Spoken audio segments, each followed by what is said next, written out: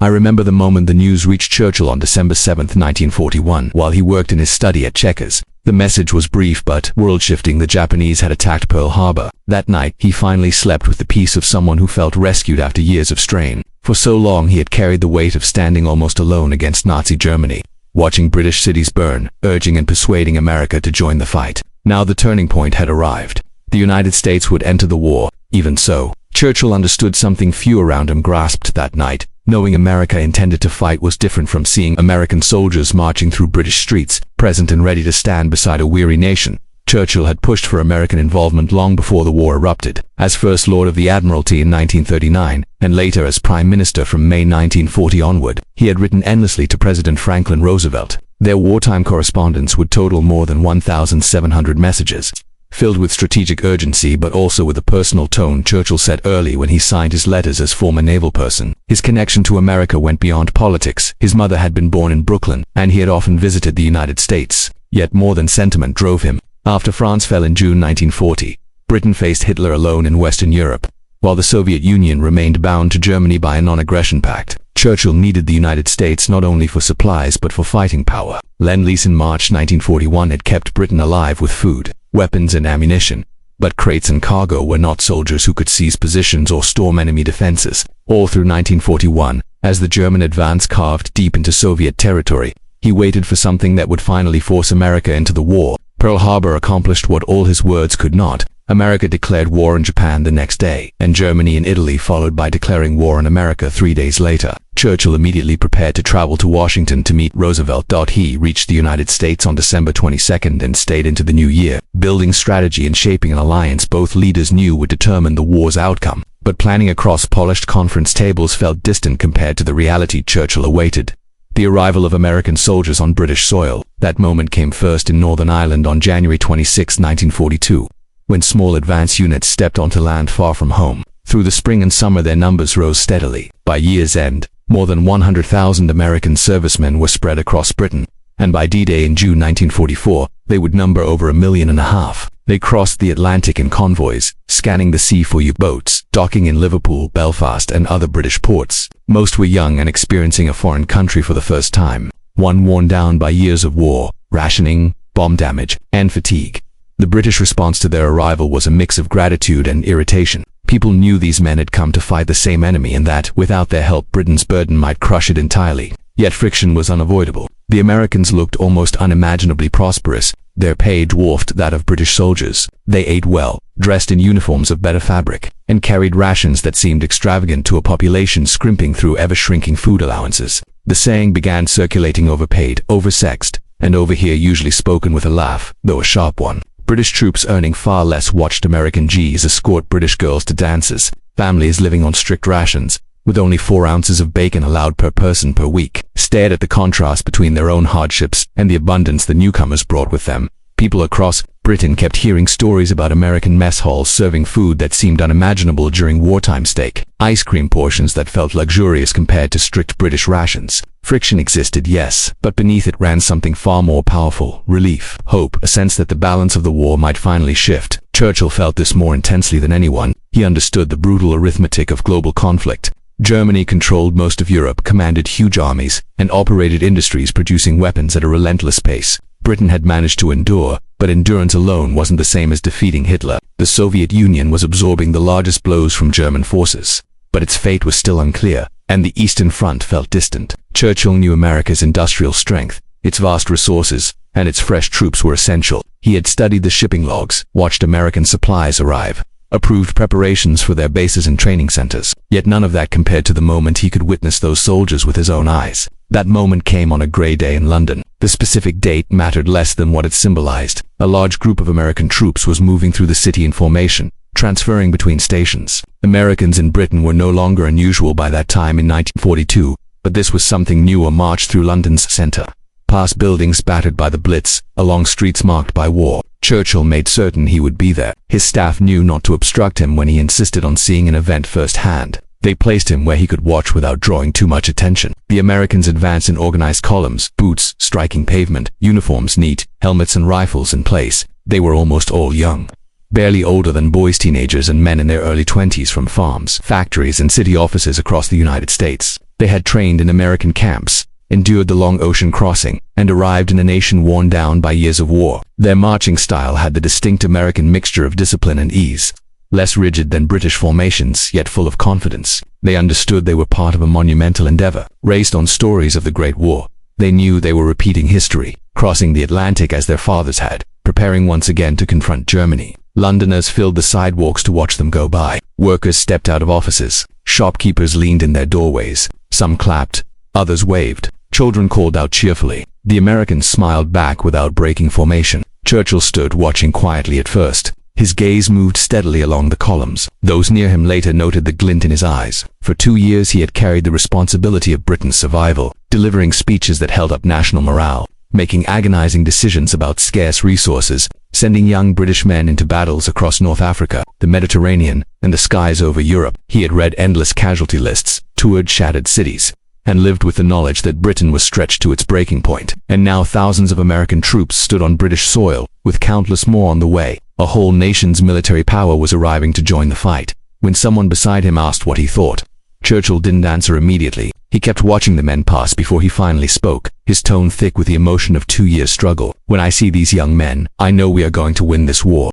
The words were simple but carried tremendous force. He was not one for empty optimism. He understood the challenges ahead. The invasion of France was still far off. The Battle of the Atlantic raged fiercely. North Africa remained undecided. Stalingrad was locked in a brutal struggle. Yet in that moment, watching the Americans march, he allowed himself to feel that victory was not just possible but certain. As more troops moved past, he continued speaking, his voice gaining strength as he described what he saw. "So young, so strong, so sure of themselves. Look at them. They have come thousands of miles to help us. They have come to fight for freedom and civilization, for everything we have fought to protect." His tone hardened as he continued. Hitler made his greatest miscalculation. He believed America would stay out of Europe's wars. He believed Britain would collapse. He was wrong on both counts. Now he faces Britain, Russia, and America, the greatest industrial force and the largest reserve of manpower on earth, all united against him. Churchill paused then, taking out a handkerchief to wipe his eyes. He showed no embarrassment. "I have waited so long for this," he said softly. So long the people nearby understood.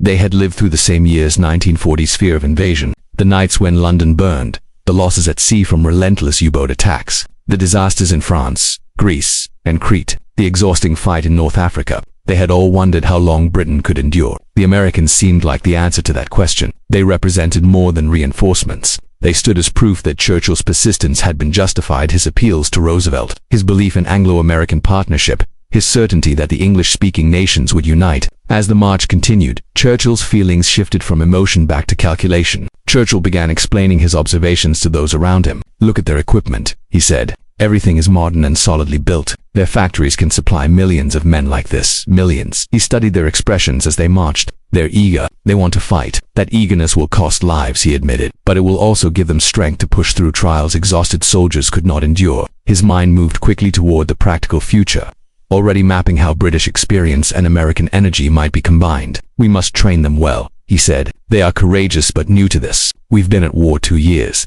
We know things they have not yet learned, and we must learn from them too." When someone brought up the tension between British and American troops, the complaints about pay and American comforts, Churchill dismissed it with a wave. "Friction is inevitable whenever young men gather in groups," he said, "but they are on our side. That is what matters. They are here, and they will help us win." The marching continued for more than an hour, wave after wave of American troops moving through the heart of London. Churchill remained in place until every last soldier had passed, as if the sight itself restored something inside him that had long been depleted. When the final column disappeared from view, he finally turned and said, "I want to meet some of them, arrange for a visit to an American base. I want to speak with these young men. I want to thank them myself." Over the next months, visits were organized. Churchill began appearing at American camps, often without much notice. He preferred to find the soldiers as they were, not arranged neatly for inspection. He walked among tents and huts, pausing to speak with small groups, asking where they were from and how they were finding Britain. American troops were frequently startled to look up and see the unmistakable figure of the British Prime Minister standing before them,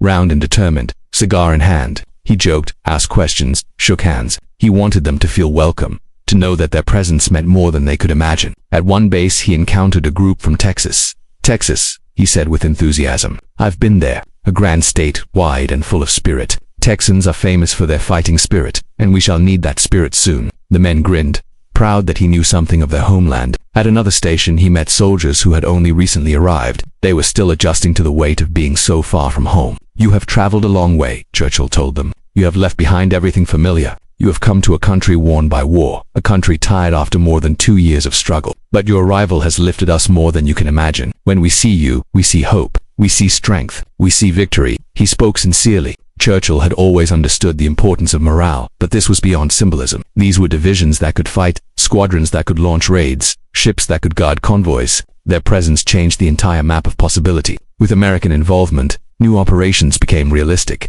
Reinforcements in North Africa, the potential to strike Italy, and eventually the immense invasion of France could all be seriously planned. Overlord Dita then possible began to look achievable because of the American presence. But that day in London, Churchill wasn't picturing landing craft or invasion beaches. He was thinking about what it meant simply that American soldiers were on British soil at all. For 2 long years the question had always hovered in the background of every decision. Can we truly win? Is survival enough, or is victory beyond reach? The Americans were the answer. Yes, Britain could win with allies, with shared strength, with American industry supporting British endurance and Soviet sacrifice. Churchill's defiant words after Dunkirk, "We shall fight on the beaches, on the landing grounds, in the fields and the streets, in the hills, we shall never surrender," had been powerful. But they arose from determination, not certainty. Watching the Americans march, he felt real certainty. The alliance was powerful enough now not merely to fight on, but to win. Disagreements would come. The British favored attacking through Italy and the Balkans, while the Americans, especially General Marshall, pushed for a direct assault into France. There would be debates over command structure, strategy, leadership. Cultural friction between troops would persist. But underneath all of that lay the truth Churchill recognized instantly that day. America was fully committed. That single fact altered the entire course of the war. Those young men marching through London would soon find themselves in North Africa, Sicily, Italy, France, and deep into Germany. Many would never return. American losses in Europe would exceed 300,000.